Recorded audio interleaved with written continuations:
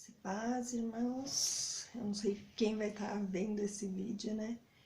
Mas eu tô aqui para contar um pouquinho da minha trajetória, assim, entre síndrome do pânico, né, e depressão, problemas psicológicos, psiquiátricos. Eu tinha em torno de uns 30 e poucos anos e eu comecei a sentir muito medo de sair de casa, comecei a me isolar.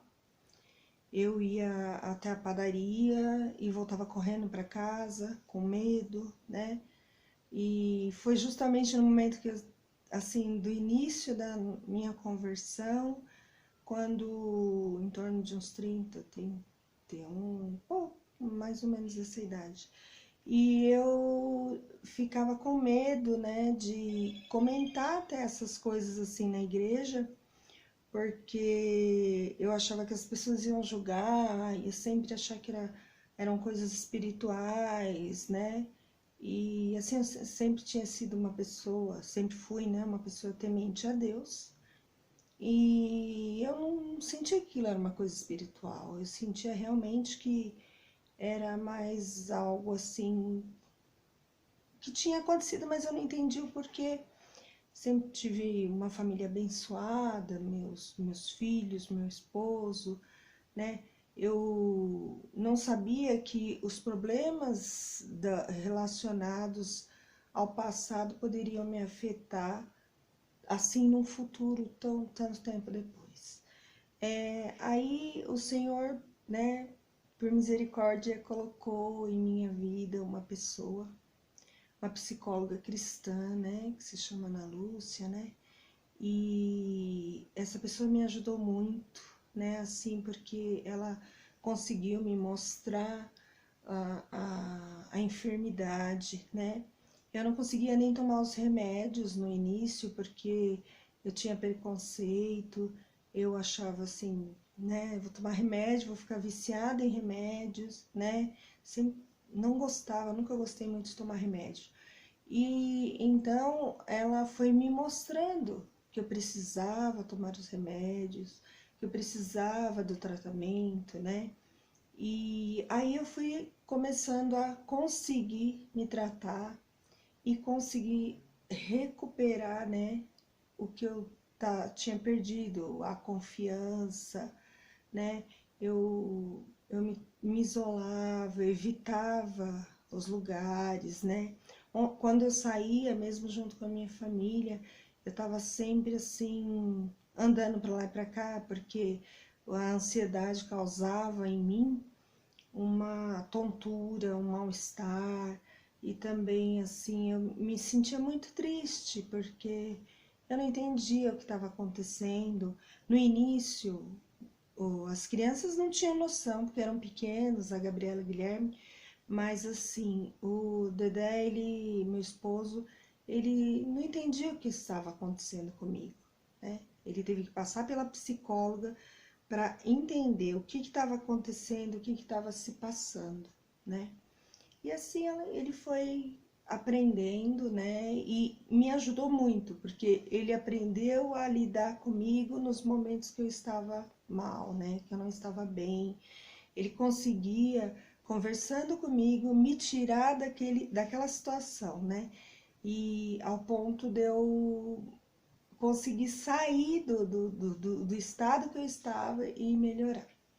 Então, eu louvo a Deus, sabe? Porque o Senhor teve misericórdia de mim. E principalmente porque eu me envolvi tremendamente, assim, com a obra do Senhor, de uma forma que quando eu estou na presença do Senhor, fazendo as coisas do Senhor, eu nunca mais senti, né, essas coisas assim, de ficar passando mal, né, de ficar deprimida, porque eu sempre fui uma pessoa muito otimista, muito alegre, muito feliz, né, e eu não entendia muito isso, né, mas eu fiz o tratamento e com o tratamento eu fui entendendo que eu me sobrecarregava demais, eu fui entendendo que eu não limitava as coisas que eu fazia tudo além do que meu organismo aguentava.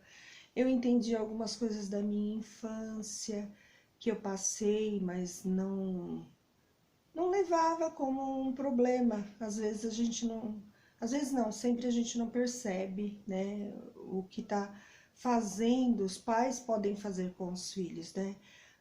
A gente mesmo vai aprendendo a cuidar dos nossos filhos com as coisas que a gente passa.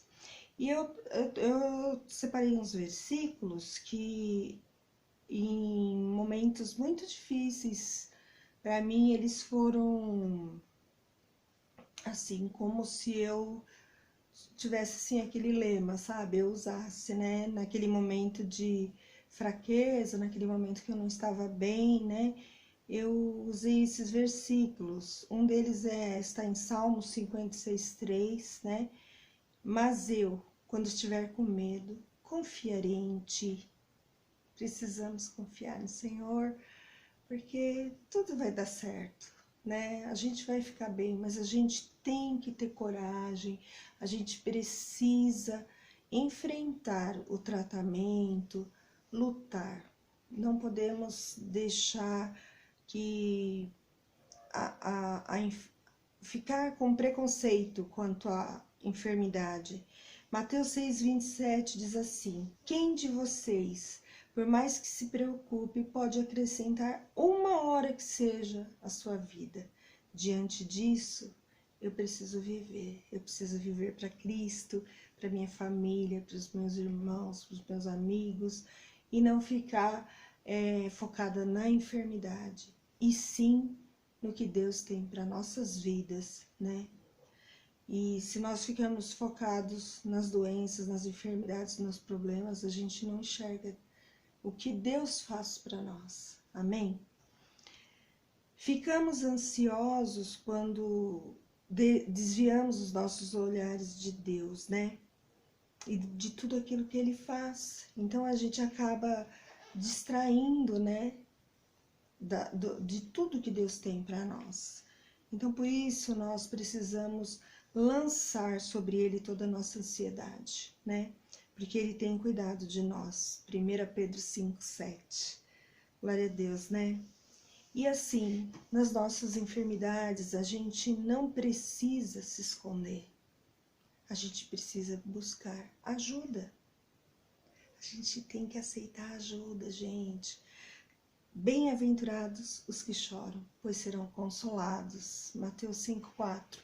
Nós só vamos receber ajuda se nós abrirmos o nosso coração, se nós falarmos o que estamos passando, sentindo, porque as pessoas não têm como saber o que estamos passando. E se a gente não buscar ajuda, vai chegar um momento que vão te ajudar no momento que você já está num estágio muito avançado e muito grave.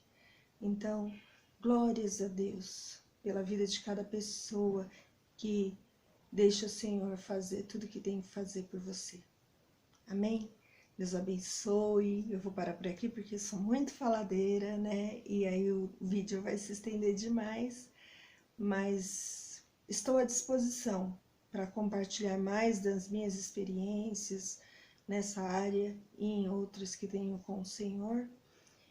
E ajudar essas pessoas que precisam do consolo, assim, né, de ouvir a gente falar que a gente não é anormal, né, que é uma coisa que acontece, pode acontecer com qualquer pessoa. Amém? Beijo. Droga, bebidas, relacionamentos frustrados, decepções, que mais? Dor, tristeza, aperto no coração, medo. Tudo isso gerou uma doença um dia dentro de mim que a princípio a gente acha que é uma coisinha simples, mas que no decorrer da caminhada a gente vê que não é tão simples assim. Depressão. Tive muitas nesse processo onde eu fiquei isolado, onde eu ia até para a igreja, mas voltava correndo para casa, me isolava, me trancava, chorava sozinho, não tinha forças para poder buscar alguém, falar assim, me ajuda, me socorre. Eu me isolei nesse tempo todo. Chorei muito, me lembro que os meus pais olhavam para minha tristeza naqueles momentos. Nunca esqueci o olhar do meu pai e da minha mãe. Acredito que um pai jamais quer ver a dor de um filho, né? Sim, desejei muito a minha morte nesse tempo, desejei mesmo. Acredito que a misericórdia de Deus, ela é algo inexplicável, ela é algo que nos alcança e cuida de nós. Cara, é um processo muito difícil, foi para mim muito difícil. Como eu saí, primeira coisa foi buscar ajuda. Foi buscar ajuda. Busquei assim ajuda na religião, mas não era isso. Era necessário a parte minha espiritual ser cuidada. Lembro que uma pastora Camila, Camila não, desculpa, a pastora Letícia me chamou e falou para mim uma coisa assim que, primeira coisa, ela ia me ajudar na parte espiritual, porém eu buscaria um psicólogo, né? E foi o que eu fiz, tive um tratamento de psicólogo também nesse tempo, tive um tratamento com a parte espiritual e hoje eu estou de pé, né? Até hoje eu luto, tenho picos, né? Porque é uma coisa que não acaba, então eu ainda tenho esses picos, esse sobe e desce. E eu luto para não retroceder, não ter novamente essa doença. É uma coisa maligna, é uma coisa que mexe muito com o seu coração, que aperta muito, te deixa enfraquecido, triste, e que você muitas vezes não consegue sair.